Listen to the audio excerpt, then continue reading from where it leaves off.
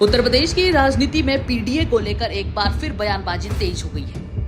मुख्यमंत्री योगी आदित्यनाथ की हालिया टिप्पणी के बाद समाजवादी पार्टी के अध्यक्ष अखिलेश यादव ने पलटवार करते हुए भारतीय जनता पार्टी पर निशाना साधा है। अखिलेश यादव ने कहा कि पीडीए का अर्थ उनके लिए प्रेम, दया और अपनापन है और पीडीए से घबराए हुए हैं, इसीलिए पीडीए की परिभाषाएं बदल रहे हैं। वो जितनी पीड़ा बढ़ेगी उतना पीडीए आगे बढ़ेगा।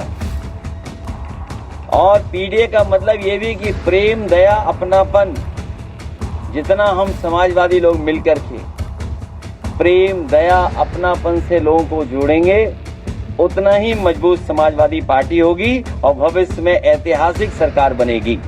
उन्होंने दावा किया कि विपक्ष की बढ़ती राजनीतिक ताकत से घबराकर उनके गठबंधन और नारे की अलग अलग व्याख्या की जा रही है।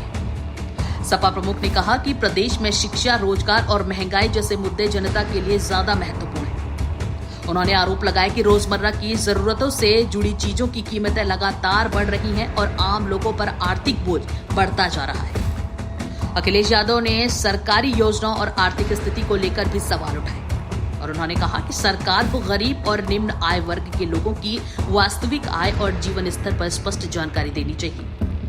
इसके अलावा उन्होंने आगामी विधानसभा चुनाव को लेकर भी पार्टी की तैयारियों का जिक्र किया और कहा कि समाजवादी पार्टी अपने सहयोगियों के साथ पूरे प्रदेश में मजबूती से चुनावी तैयारी कर रही है। सपा प्रमुख ने शिक्षा व्यवस्था को लेकर भी वादा किया कि यदि उनकी पार्टी को सरकार बनाने का मौका मिलता है तो प्राथमिक विद्यालयों की स्थिति सुधारने पर विशेष ध्यान दिया जाएगा। उन्होंने डेयरी और पशुपालन क्षेत्र के लिए नई नीतियां लाने की बात कही ताकि ग्रामीण अर्थव्यवस्था को मजबूती मिल सके और किसानों को अतिरिक्त आय का अवसर मिले। दिव्यांगों के मुद्दे पर बोलते हुए अखिलेश यादव ने कहा कि उनकी पार्टी इस वर्ग के लिए अलग नीति और विशेष सुविधाओं पर काम करेगी। वहीं मुख्यमंत्री योगी आदित्यनाथ और समाजवादी पार्टी के बीच पीडीए को लेकर जारी ये राजनीतिक तकरार अब प्रदेश की सियासत का बड़ा मुद्दा बनती जा रही है। जैसे जैसे चुनावी माहौल नजदीक आएगा वैसे वैसे दोनों दलों के बीच आरोप प्रत्यारोप और तेज होने की संभावना है।